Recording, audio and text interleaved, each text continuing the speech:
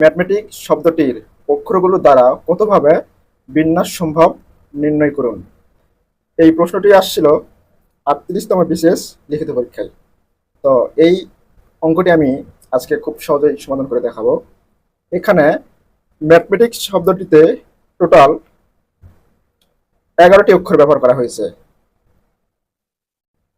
1 2 3 4 5 6 7 8 9 10 11 11টি শব্দ ব্যবহার করা হয়েছে। এজন্য আমরা উপরে 11 দিব এবং সঙ্গে ফ্যাক্টোরিয়াল দিব, 11 ফ্যাক্টোরিয়াল। এবং তারপরে আমাদের দেখতে হবে যে এখানে কতগুলো জোড়া শব্দ আছে। জোড়া শব্দগুলো আমাদের নির্বাচন করতে হবে। এখানে দেখেন এ আছে, এ। প্রথমে আমরা এম দেখব, এম কয়টা আছে। এম একটা, দুইটা। তাহলে কয়টা এম আছে? দুইটা এম আছে।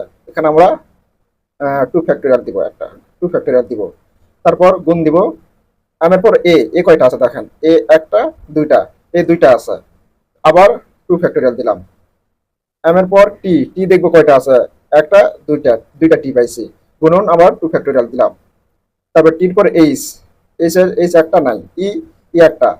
তারপর এম তো নিচ্ছি, এ তো নিচ্ছি, টি নিচ্ছি, আই শেষ। মানে আর কোনো জোড়া শব্দ নাই, শেষ। আমাদের শব্দ চয়েস করা আপাতত শেষ। এখন আমাদের ফ্যাক্টোরিয়ালকে ভাঙতে হবে, 11 ফ্যাক্টোরিয়াল। তো 11 ফ্যাক্টোরিয়ালকে ভাঙা খুব সহজ। 11 গুণন 10 গুণন 9 গুণন 8 গুণন 7 গুণন 6 গুণন 5 গুণন 4 গুণন 3 লাস্ট 2 কে আমরা ভাঙবো না, যেন আমরা নিচের একটা 2 কে কেটে দিতে পারি।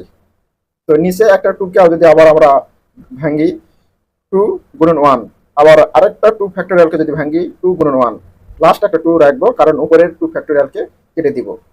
তো 2 ফ্যাক্টোরিয়াল এখানে কেটে যাবে। তারপর 11 গুণন 10, বাকি যে সংখ্যাগুলো আছে 2 ফ্যাক্টোরিয়াল বাদে সবগুলো আমরা গুণ করব। গুণ করার পর এটা রেজাল্ট আসবে এবং নিচে 2 ফ্যাক্টোরিয়াল বাদে যে সংখ্যাগুলো থাকবে সেগুলো আমরা সবগুলো গুণ করব। গুণ করলে 4 বের হবে।